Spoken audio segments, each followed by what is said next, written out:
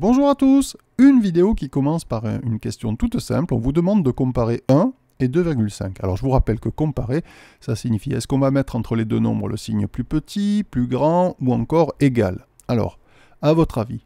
Bon, j'espère que vous savez tous depuis longtemps que 1 est plus petit que 2,5 et pour tout un tas de raisons. Par exemple qu'un piquet d'1 mètre est plus petit, plus court qu'un piquet de 2,50 m, qu'un kilo de pommes est moins lourd que 2,5 kg de pommes, mais je vais quand même insister sur cette question-là. Alors regardez, je place sur une droite graduée un point A d'abscisse 1, un point B d'abscisse 2,5.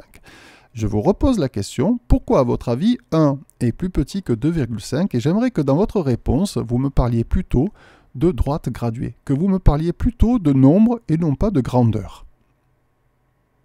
Alors je laisse votre réponse de côté pour vous poser une autre question. Je veux comparer le nombre moins 2 et le nombre 1,5. Alors on est un petit peu embêté parce que là, dans ce cas-là, moins 2, on ne va pas pouvoir le placer sur notre droite graduée. Eh bien, ça nécessite une partie négative que j'affiche.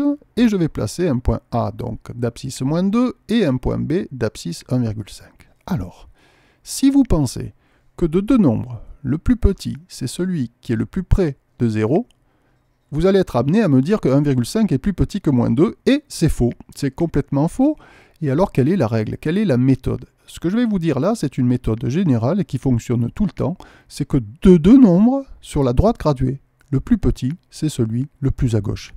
Donc, vous voulez comparer deux nombres, le plus à gauche sera toujours le plus petit. Alors, je vous rappelle quand même que la gauche, c'est par là, et que la droite, c'est par ici. Bien, alors le plus petit de ces deux nombres, c'est celui qui est le plus à gauche. Par conséquent, la réponse, c'est que moins 2 est plus petit que 1,5, parce que moins 2 est plus à gauche que 1,5. Et avec cette méthode-là, très générale, eh bien vous aurez compris que n'importe quel nombre négatif est plus petit que n'importe quel nombre positif. Alors, une autre question. Je veux comparer le nombre moins 1 et le nombre moins 4. Alors, comme tout à l'heure, je vais placer un point A d'abscisse moins 1, un point B d'abscisse moins 4. Vous voulez savoir quel est le plus petit? En fait, vous voulez comparer moins 1 et moins 4. Eh bien, moins 4 est à gauche de moins 1, donc moins 4 est plus petit que moins 1, ou alors si vous voulez, moins 1 est plus grand que moins 4.